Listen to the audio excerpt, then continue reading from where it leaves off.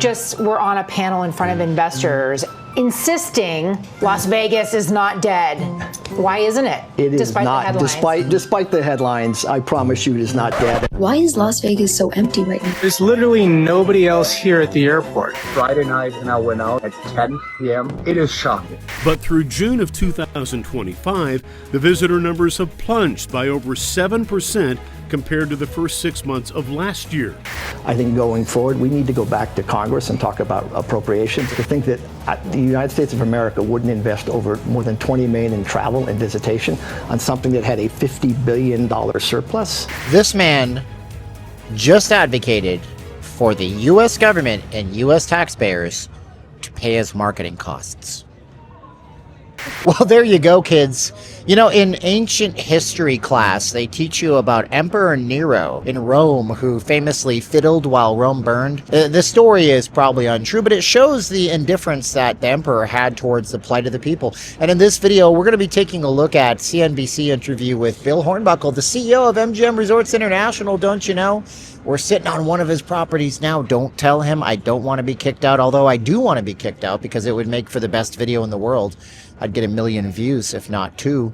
But we're going to look at this interview and rebuke it step by step. So let's get on with the interview. My name is Steven, not leaving Las Vegas. 1, 2, 3, action. You just were on a panel in front of investors insisting Las Vegas is not dead. Why isn't it? It is despite not. The headlines? Despite the headlines, I promise you it is not dead. And I only need to reflect to this weekend.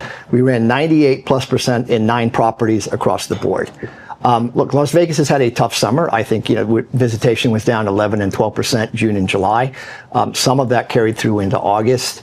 We see most of it at the lower end of the marketplace in terms of value creation and how people are coming and do they want to come and can they come? You heard him.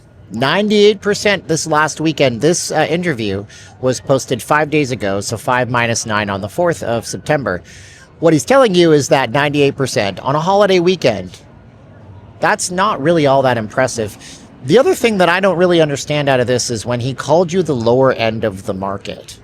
That is just insulting. He knows what the problem is. He knows what the problem is, and he's refusing to address that problem. But here's the kicker with all this, right? Like he's saying 11% here, 12% there, but he's avoiding all the other percentage months, like 12% almost in February.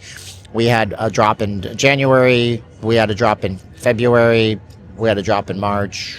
We had a drop in April. I posted it every single month. 7% down for the year. That's the number that you need to address, but he's not going to address that number. But in the collective, Las Vegas is not done or dead. To the contrary, I think there's lessons to be learned. In terms of value and value creation, Las Vegas, last 23 and 24 were boom years for the community and for the town. We have to continue those principles. We're about to launch a fabulous Las Vegas campaign on behalf of the city, where the city is going to go on sale throughout the fall. I think it's meaningful. I think it'll be meaningful for consumers. And we have looked at pricing across the board. Look, rooms are still a value. They always have been. But when you come to, and I'll give a simple example, Excalibur, when I'm charging $12 for Starbucks, okay, maybe we got a bit of a... Because of the audience that Excalibur caters to. I mean, if the rooms are, I think the last time I was in Las Vegas, I looked and I could have gotten a room at Excalibur for $45 a night. You're saying you can't charge $12 for a coffee. Did you hear it?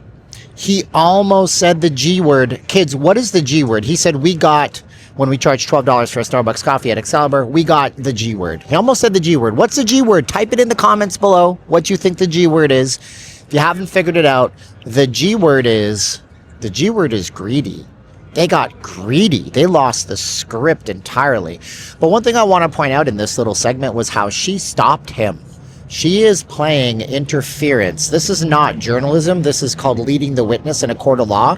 It would be objection, Your Honor. My camera just shook. I'm leading the witness. Because why? Because she doesn't want him to say we got greedy. If he says that, he's going to go down as the worst interview of a CEO ever on CNBC. He might lose his job. It would be tank his stock time. Top stocks go down, buy the dip, stocks go up. But there it is, folks. We nearly had the smoking gun that we needed. A CEO on national television admitting that they're greedy in Vegas. Good thing she stepped in, huh? Isn't the media great? subscribe to this channel. We don't care what they say. If I get kicked off of this property and his properties for telling you the truth and picking apart his own words, dude. And it doesn't go hand in hand, and that's somewhat obvious. And so, look, we've recognized that. So today, if you check into Excalibur New York for $85, including your resort fee, you can play a $5 table, you can have a $5 beer, you can go to a restaurant and dine a 3-course meal for under $33 a person. There is value there, and there's always been value. We let the narrative get away from us, and shame on us. We need to do a better job, but we've not lost track of who and what we are and where we're going. What is he getting? Where is the $5 beer at? Where is it? We do live streams on this channel on the weekends. You might subscribe for that. I'm that annoying YouTuber that tells you to subscribe to the channel and I hold my mic in my hand. Okay. You know, we do the live streams. We show you the prices live. We show you what it really looks like in this town. Excalibur, $5 beer, $33 for a 3-course meal. Where is this happening? What planet does this man live on? I don't know, because I don't see those things. What I see is fat food courts with, you know, $12.99 cheese slices of pizza and $7 drinks. We had a $7 drink at Whataburger just the other day. 3 beef patties, $8. The drink, $6.99. It was redonkulous. So I don't know where he's getting off with this, but hey, guess what? The room at Excalibur is only worth $35. It's not worth the 80 plus the taxes and fees on the room to make it 90. And that's where he loses the script. How do you think that's going to play with investors, though, who, like you, reporting record room rates and RevPAR that's way up? I think we're all focused on the longer term and the longer scale. We are still reporting, by the way, our second quarter, I can't speak to the third yet, was record revenues for the entire company. Our company in diversification, in not only Las Vegas, where we have high end and we work our way down value chain to Excalibur, but across our universe between our digital business, our Macau business, what we're doing regionally and in Las Vegas, diversification is a key point for us, and it carries through to Las Vegas. We need to be more value sensitive for those customers, and I know they'll come back. He says something right here. He says we need to be more sensitive to the value customers. But what he's saying without saying it right now is that Vegas is not our priority. Vegas is not our priority. I'll say that again because repetition, it'll get through your head. Vegas is not priority. Their priority is other markets outside of Vegas, Macau, China, Saudi Arabia. They'd love to get into there, Hong Kong, wherever else they can put a property. Which he'll admit to later in this interview, by the way, that's where they're making their money from right now. So it's not about you. And a little bird told me in an email that it's not about you. He said, listen, it's not about them. Hidden fact, you don't know this, right? I'm going to tell you this right now. Fact is that we have people who are coming in from Asia in droves right now. Oh, international travel is down. Why do you think they don't care? We're going to talk about that in this interview too, and it'll infuriate you. Oh my gosh, what he says about government handouts, shoot. But anyways, money is up, revenue is up. And he just said it, revenue's up, revenue's up. Why aren't you playing the stock markets? I do the stocks in the morning. I trade futures. I trade futures with other people's money. You don't need thousands of dollars to do it. It's not options. It's not gambling. I look for 3 things. As a matter of fact, I'm going to do a trading course. If you want to be invited to that course, send me an email. It's on the screen right now. It's going to be small batches, only 10 people to start. Let me ask you, would $500 a week change your life? If you could pay most of your mortgage, if not all of it, make money off people like this. Click buttons, make money in the stock markets, do your thing, because if you don't, this guy here doesn't care about you. Let's continue on. You'll see how much he doesn't care about you. And then in the fall, conventions kick back up, programming comes back in. We've got Canelo, we've got John Lennon's dead, God forbid. We have Paul McCartney coming. That would be something. Yeah, it'd be a good concert. But we have real programming. The Raiders are playing 9 home games instead of 8. I mean, there's a bunch of activity that will bring back, we think, that velocity. Programming. There's a reason why you're paying a room tax for Allegiant Stadium. You may never visit there, but every time you book a room in Vegas, you pay a little bit more so we could fund the stadium and make, what's his name, Mark Davis, a billionaire. Like, he joined the Billionaires Club when that building opened. And it's because those events, can you afford those events? Probably not. Canelo fight, great. That's at the MGM property. Okay, Paul McCartney, $3,000. How'd you do, Pikachu? Boom. It's $3,000 to go to Paul McCartney. Sure, before if you buy tickets, maybe you're part of the super sweet fun club pre-sale, it might cost you $400. But still, nobody can afford this stuff. Nobody can afford this stuff. That's why the room rates shoot up and he gets to brag about a 98% room average. And by the way, the average price of the room on the Strip's $198, and that doesn't include resort fees, kids. That doesn't include the resort fees. You're also the chair of U.S. Travel. I'm curious, is there a canary in the coal mine warning here for the broader U.S. travel industry? And we've seen international visitation declining significantly, especially from Canada. Talk to me a little bit about what Las Vegas could portend for the rest of the industry. Look, Las Vegas has always been, as you know, we've had our nose under the tent a lot sooner than most things because it's a last-minute market in real scheme. You know, people book 6 weeks out in it and in general terms, and so we've always had that moniker. It's been somewhat recession-proof, not completely. Our regionals have been pretty much recession-proof. They've proven that, and I think they're proving that somewhat again. But as you think about the bigger picture, it's not just about this administration. International travel in 2016 had a $50 billion U.S. surplus. Today, it's a $50 billion deficit. And you think about the opportunity in front of us. We've got 2 Olympics, we've got World Cup, we've got, I think, Ryder Cup going off next weekend. There's massive international exposure and opportunity for America to reap and to benefit. So he's going to bank on these big international events coming into the United States, which is fine. And there is a possibility that if somebody travels from overseas, and they want to go to the Olympics in Los Angeles, that they might make their way to Vegas, which is great. That's very true. At the same time, Vegas as a value proposition sure doesn't look very good when it's $50 a night resort fees and a family of 4 costs $100 to eat. But we'll get to that in a minute because he puts his foot in his mouth here and tells you about how they essentially want a government handout. The administration has done some good things. Giving $12 billion to the FAA has been meaningful. Giving money for more agents so people can get in through the border when they come over here has been meaningful. Giving money for technology over time will be a good thing.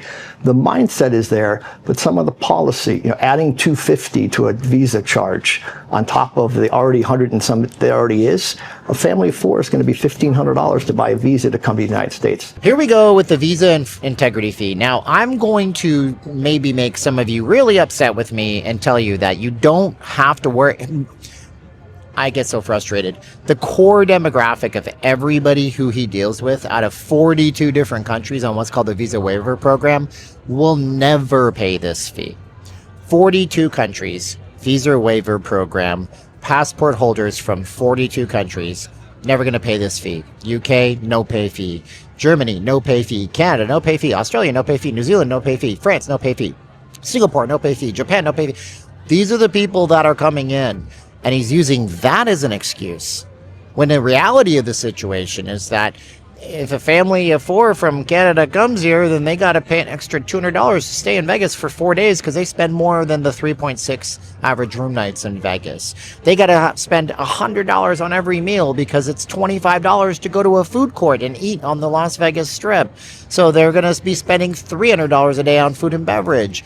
They want to have some kind of an experience at a show. They're going to spend an extra $800 on the show, depending on the show. If it's a Cirque du Soleil and they want decent seats. This is where he misses the script. But what he says next blew me away. There are some things that are going against us. And so we need to be welcoming, starting with Las Vegas, make sure Canada knows. Today, we have a contingent up in Las Vegas led by our LVCVA president saying that Canada, we love you, we want you, we need you. And that is true. Please come back. Please come. We're down 40% in Canada, right? But in Las Vegas terms, it's 3% of our mix. So it's not like the end of the world, but it's important business to it. But to Lake Placid and coastal Maine and Door County, Wisconsin, those are all places that rely on that summer visitation. And unlike Marriott and Hyatt and Hilton, they don't have an international business that serves as a hedge. Correct. So very much to your point, particularly along the border.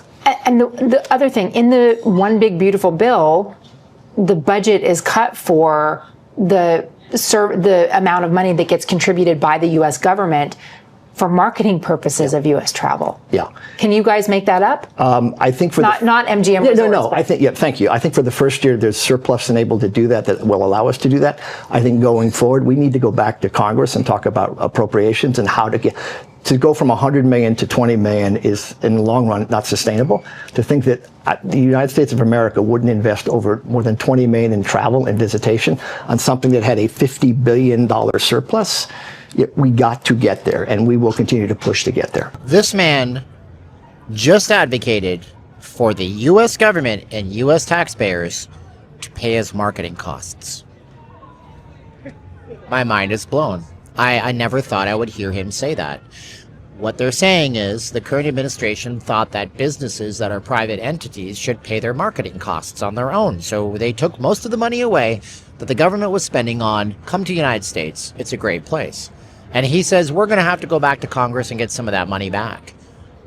This is mind-blowing to me, and this is the mindset of a CEO, and this is why I don't think I could ever be one.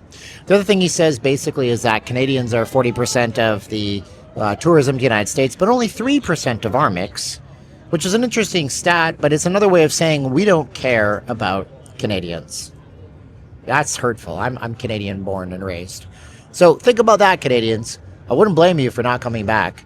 And if you don't come back because you don't like Orange Man, then don't come back because of this guy, because he has basically said, meh.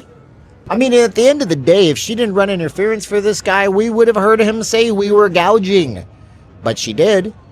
If at the end of the day, he missed the script so hard. I mean, look, he's covered and admitted that visitation is down double digits some months, but didn't say 7% overall for the year because that would scare away investors.